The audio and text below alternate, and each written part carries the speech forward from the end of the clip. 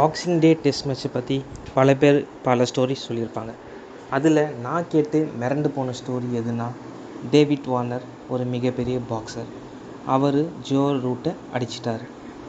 அதுக்கு ரிவெஞ்ச் எடுக்க எல்லா இங்கிலாந்து பிளேயர்ஸும் நெக்ஸ்ட் டெஸ்ட் மேட்ச்சில் கிரவுண்டில் வார்னரை அடிக்க வெயிட் பண்ணிட்டு இருந்தாங்க.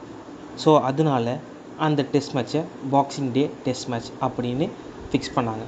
இதுதான் நான் கேட்டு மிரண்டு போன உருட்டு. இதே மாதிரி உங்கள் ஃப்ரெண்ட்ஸ் பல பேர் பல உருட்டு உருட்டியிருப்பாங்க பாக்ஸிங் டே டெஸ்ட் மேட்ச்சுக்கு. அது என்னன்னு நீங்கள் கமெண்ட்டில் சொல்லுங்கள். பாக்ஸிங் டே டெஸ்ட் மேட்ச் எப்படி வந்துச்சுன்னா, எப்படி நம்ம ஊரில் இந்த ஆடி மாதம் ஆஃபர்ஸ் அண்ட் சேல்ஸ் போகுமோ, அதே போல் கண்ட்ரீஸ் லைக் இங்கிலாந்து, ஆஸ்திரேலியா, நியூசிலாண்டில் டிசம்பர் லாஸ்ட் வீக் நிறைய ஆஃபர்ஸ் அண்ட் சேல்ஸ் போகும். அது போக கூடவே நிறைய ஸ்போர்ட்டிங் ஈவெண்ட்ஸும் நடக்கும். ஆஸ்திரேலியாவை பொறுத்த வரைக்கும் கிரிக்கெட் தான் அங்கே மேஜர் ஸ்போர்ட்.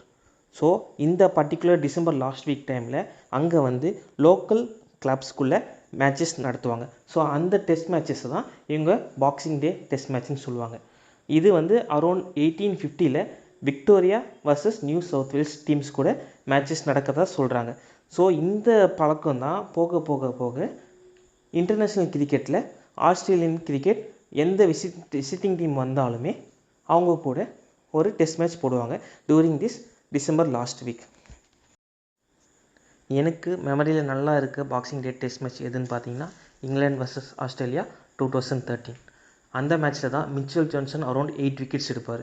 அந்த டைமில் அவர் ஒரு வளர்ந்து வந்த ஃபாஸ்ட் பவுலராக இருந்தார். அவரை ஃபேஸ் பண்ணவே எல்லாரும் அப்படி பயந்துட்டு இருந்தாங்க. ஸோ இந்த மேட்ச் ஒரு மறக்க முடியாத match for Mitchell Johnson as well as me.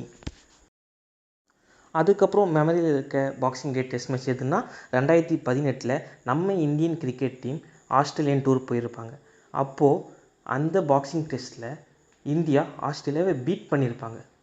பார்த்தீங்கன்னா ஃபஸ்ட் இன்னிங்ஸில் புஜாரா ஒரு அருமையான செஞ்சுரி போட்டிருப்பார். தொடர்ந்து போலிங் லைனப்பில் பும்ராவும் அந்த ஃபஸ்ட் இன்னிங்ஸில் 6 விக்கெட் எடுத்திருப்பார். மறுபடியும் செகண்ட் இன்னிங்ஸ் கண்டினியூ பண்ணி இந்தியா அரௌண்ட் 100+ அடித்து டிக்ளேர் பண்ணிடுவாங்க. ஸோ ஃபார் ஆஸ்திரேலியா அந்த match target in 4th innings is around 400. அந்த டைமில் அகெயின் செகண்ட் இன்னிங்ஸில் பும்ரா ஒரு 3 விக்கெட்ஸ் எடுத்திருப்பார். ஸோ அந்த டெஸ்ட் மேட்ச்சை இந்தியா ஆஸ்திரேலியாவை போய் அங்கே வச்சு அவங்க ஊரில் பீட் பண்ணிட்டு வந்தாங்க. ஸோ அதுவுமே ஒரு மெமரபிளான டெஸ்ட் மேட்ச் தான். இப்போது 2023 பாகிஸ்தான் ஆஸ்திரேலியா டூர் போயிருக்காங்க. Already first test Australia win பண்ணிட்டாங்க. Second test boxing day test, இதுவும் ஆஸ்திரேலியா ஈஸியாக வின் பண்ணிடுவாங்கன்னு தோணுது. பட் 2024 இந்தியா ஆஸ்திரேலியா டூர் போகிறாங்க. அப்போது மறுபடியும் இந்தியா ஆஸ்திரேலியா வின் பண்ணுவாங்களா? அப்படி வின் பண்ணால் யார் ஒரு man of the match performance கொடுப்பாரு பாக்ஸிங் டே டெஸ்ட்டில்? அதுக்கு நம்ம வெயிட் பண்ணி தான் பார்க்கணும். இதே போல் கிரிக்கெட் நியூஸ் அப்டேட்ஸ் உங்களுக்கு ரெகுலராக வேணுமா? நம்ம சேனலை மறக்காமல் சப்ஸ்கிரைப் பண்ணிக்கோங்க. பெல் ஐக்கானை ப்ரெஸ் பண்ணுங்கள். இந்த வீடியோ உங்களுக்கு பிடிச்சிருந்தா லைக் பண்ணுங்கள், கமெண்ட் பண்ணுங்கள், உங்கள் ஃப்ரெண்ட்ஸ்க்கு ஷேர் பண்ணுங்கள். தேங்க்ஸ்.